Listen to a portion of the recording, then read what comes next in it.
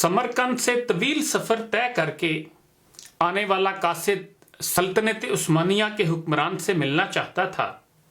उसके पास एक खत था जिसमें गैर मुस्लिम पादरी ने मुसलमान सपा सालार कतीबा बिन मुस्लिम की शिकायत की थी। पादरी ने लिखा था कि हमने सुना था कि मुसलमान जंग और हमले से पहले कबूल इस्लाम की दावत देते हैं। अगर दावत कबूल ना की जाए तो जिजिया देने का मुतालबा करते हैं, और अगर कोई इन दोनों शराइत को कबूल करने से इनकार करे तो फिर जंग करते हैं। मगर हमारे साथ ऐसा नहीं किया गया और अचानक हमला करके हमें मगलूब कर लिया गया है। ये खत समरकंद के सबसे बड़े पादरी ने इस्लामी सल्तनत के फरमारवा उमर बिन अब्दुल अजीज के नाम लिखा था। दमश्क के लोगों से शहनशाह वक्त की क़यामगाह का मालूम करते करते वो कासिद एक ऐसे घर जा पहुंचा कि जो इंतहाई मामूली और खस्ता हालत में था। एक शख्स दीवार से लगी सीढ़ी पर चढ़कर छत की लिपाई कर रहा था और नीचे खड़ी एक औरत गारा उठाकर उसे दे रही थी। जिस रास्ते से आया था वापस उसी रास्ते से उन लोगों के पास जा पहुंचा जिन्होंने उसे रास्ता बताया था। उसने लोगों से कहा, मैंने तुमसे इस्लामी सल्तनत के बादशाह का पता पूछा था, ना कि इस मफलूकुल हाल शख्स का जिसके घर की छत भी टूटी हुई है। लोगों ने कहा, हमने तुझे पता ठीक ही बताया था, वही हाकिम वक्त उमर बिन अब्दुल अजीज का घर है। कासिद पर मायूसी छा गई और बेदिली से दोबारा उसी घर पर जाकर दस्तक दी। जो शख्स कुछ देर पहले तक लपाई कर रहा था वही अंदर से नमूदार हुआ। कासिद ने अपना तारुफ करवाया और खत उमर बिन अब्दुल अजीज को दे दिया। उमर बिन अब्दुल अजीज ने खत पढ़कर उसी खत की पुष्ट पर लिखा, उमर बिन अब्दुल अजीज की तरफ से समरकंद में तैनात अपने आमिल के नाम एक काजी का तकर्रुर करो जो पादरी की शिकायत सुने। मोहर लगाकर खत वापस कासिद को दे दिया। समरकंद लौटकर कासिद ने खत का जवाब और मुलाकात का अहवाल जब पादरी को सुनाया तो पादरी भी मायूस और अफसुर्दा हो गया। उसने सोचा, क्या ये वो खत है जो मुसलमानों के उस अजीम लश्कर को हमारे शहर से निकालेगा? उन्हें यकीन था कागज का ये टुकड़ा उन्हें कोई फायदा नहीं पहुंचा सकेगा, मगर कोई और रास्ता भी न था। चुनांचे वो ये खत लेकर डरते डरते अमीर लश्कर और हाकिम समरकंद के पास पहुंचे। हाकिम ने खत पढ़ते ही फौरन एक काजी का तयन कर दिया जो उसके अपने खिलाफ समरकंदियों की शिकायत सुन सके। काजी ने पादरी से पूछा, क्या दावा है तुम्हारा? पादरी ने कहा, कतीबा के लश्कर ने बगैर किसी पेशगी इतला के हम पर हमला किया।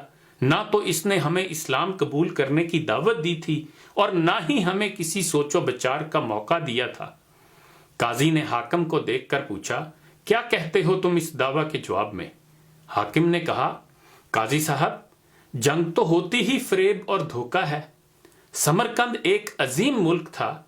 इसके करबो जवार के कमतर मुल्कों ने ना तो हमारी किसी दावत को मानकर इस्लाम कबूल किया था और ना ही जिजिया देने पर तैयार हुए थे, बल्कि हमारे मुकाबले में जंग को तरजीह दी थी।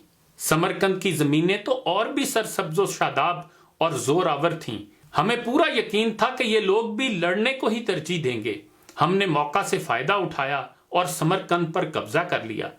काजी ने हाकिम की बात को नजरअंदाज करते हुए दोबारा पूछा, मेरी बात का जवाब दो, तुमने इन लोगों को इस्लाम कबूल करने की दावत, जिजिया या फिर जंग की खबर दी थी?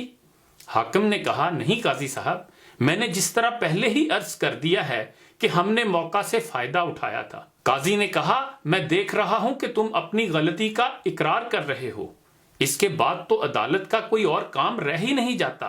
अल्लाह ने इस दीन को फतह और अजमत तो अदलो इंसाफ की वजह से ही बख्शी है, ना कि धोखादही और मौका परस्ती से। मेरी अदालत ये फैसला सुनाती है कि तमाम मुसलमान फौजी और उनके ओहदेदारान बिमा अपने बीवी बच्चों के अपनी हर किस्म की इमलाक और माले गनीमत छोड़कर समरकंद की हदों से बाहर निकल जाएं और समरकंद में कोई मुसलमान बाकी ना रहने पाए।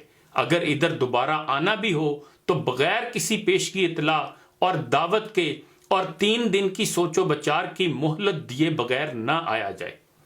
पादरी जो कुछ देख और सुन रहा था वो नाकाबिले यकीन था। चंद घंटों के अंदर ही मुसलमानों का अजीम लश्कर قافلہ در قافلہ شہر کو چھوڑ کے جا چکا تھا۔ سمرقندیوں نے اپنی تاریخ میں ایسا کبھی نہیں دیکھا تھا کہ جب طاقتور فاتح قوم کمزور اور مغلوب قوم کو یوں دوبارہ آزادی بخش دے۔ ڈھلتے سورج کی روشنی میں لوگ ایک دوسرے سے سرگوشیاں کرنے لگے کہ یہ کیسا مذہب اور کیسے پیروکار ہیں۔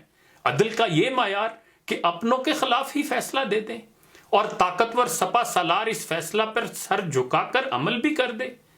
تاریخ گواہ ہے کہ تھوڑی ہی دیر میں پادری کی قیادت میں تمام شہر کے لوگ گھروں سے نکل کر لشکر کے پیچھے سرحدوں کی طرف دوڑے اور لا الہ الا اللہ محمد رسول اللہ کا اقرار کرتے ہوئے ان کو واپس لے آئے کہ یہ آپ کی سلطنت ہے اور ہم آپ کی رعایا بن کر رہنا اپنے لیے فخر سمجھیں گے۔ دین رحمت نے وہاں ایسے نقوش چھوڑے کہ سمرقند ایک عرصہ تک مسلمانوں کا دارالخلافہ بنا رہا۔ کبھی رہبر دو عالم حضرت محمد صلی اللہ علیہ وآلہ وسلم کی امت ایسی ہوا کرتی تھی۔ آج غیر مسلم تو دور کی بات، مسلمان سے مسلمان کو کوئی امان نہیں۔ اقبال نے اسی لیے تو جھنجھوڑا تھا کہ تھے تو آبا وہ تمہارے ہی، مگر تم کیا ہو؟